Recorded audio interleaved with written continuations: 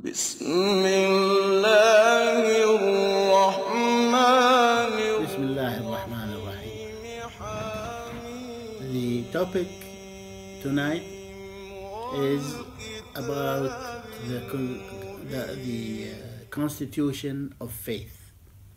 Faith constitutes of two things: the saying and the action. Both the saying and the action.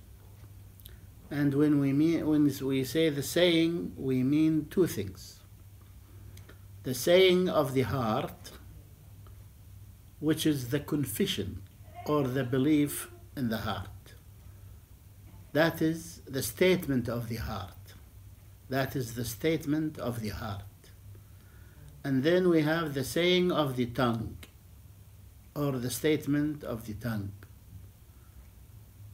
The saying of the heart is the belief, for example, in Allah, His angels, and His books, and so on. All the issues that we have to believe in, this is the saying of the heart. And the faith of the heart constitutes of both the statement of the heart and the action of the heart. So if you believe in the angels, then you have to love them, because they are described in a great way by Allah, that they are honorable servants of Allah, that they continuously glorify Allah subhanahu wa ta'ala, and so on. So therefore, they deserve to be loved. And Allah described them with those beautiful things so that we love them. And you will be rewarded greatly for loving them. And you will be rewarded greatly for believing in them. So you will be rewarded for both the statement of the heart, which is believing in them, and the action of the heart, which is loving them. Also, besides loving them, you have to be sure in everything that Allah said about them that it is true, because Allah is the best knower of His creatures and of His servants especially.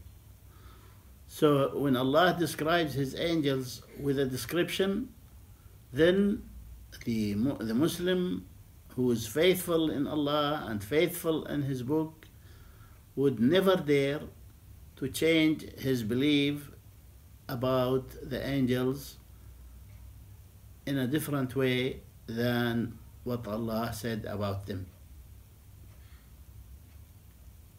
And also, besides loving them and being sure, you have to be contradictory. You cannot be contradictory. You have to be consistent. In other words, when you love the angels, you don't accept mocking them, neither by you or by anyone else. You should hate mocking them. To make people laugh, one might use them in a statement to make people laugh. This is in Islam completely unlawful. As a matter of fact, it is a reason that the person becomes a non-Muslim if he accepts mocking them.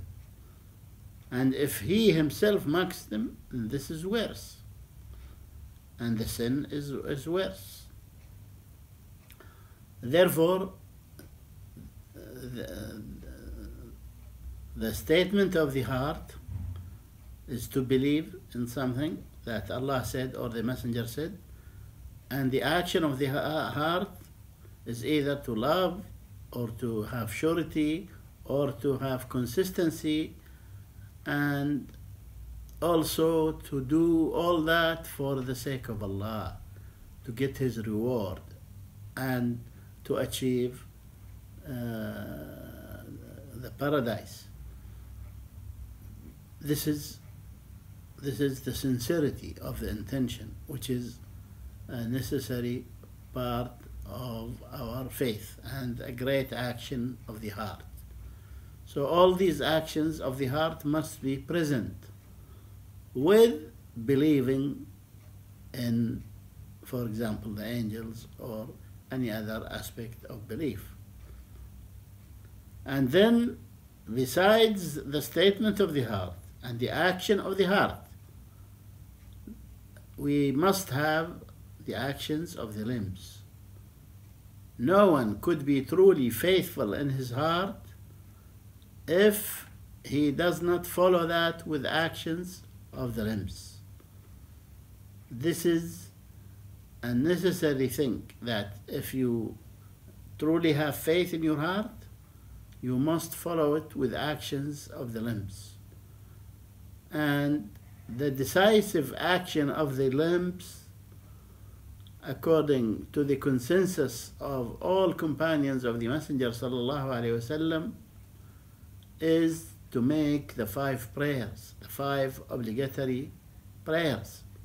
That's why, according to the consensus of the companions and according to the majority of the scholars of Islam, when someone refuses to make the 5 prayers, then he is not a Muslim.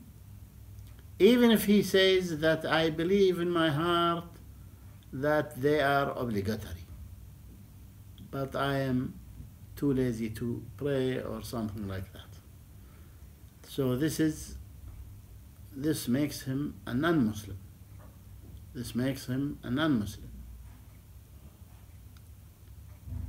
So this is regarding the fact that faith is both statement, both the saying statement and an action. Regarding those who deviated in this issue, we have 2 extremes. One extreme, which are called the Murji'ah, the ones who delayed action from being executed, or the ones who say that we don't have to act, it's enough that we have faith in the heart.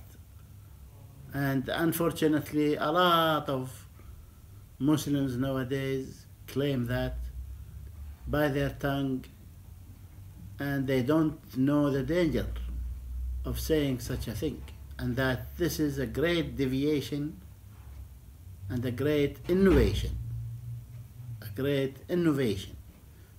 in Islam. Also, the other extreme, who claim that if someone misses any action, any obligation in Islam, any obligation, or falls in any sin in Islam, any sin that Islam considers to be a sin, then he is a non-Muslim. And this extreme is called the Khawarij. And this is one of the reasons why they are called the Khawarij. The Khawarij means the ones who are out of the congregation of Muslims. Who are out of the congregation of Muslims. Now, being out of the congregation of Muslims is on 2 levels. One is to be an innovator, and that means he is about to get out of Islam. He is about to get out of Islam. As the Prophet ﷺ said in a true hadith, he who goes out of the congregation of Muslims, then he is about to go out of Islam. فقد أوشك أن يخلع ربقة الإسلام من عنقه. This is the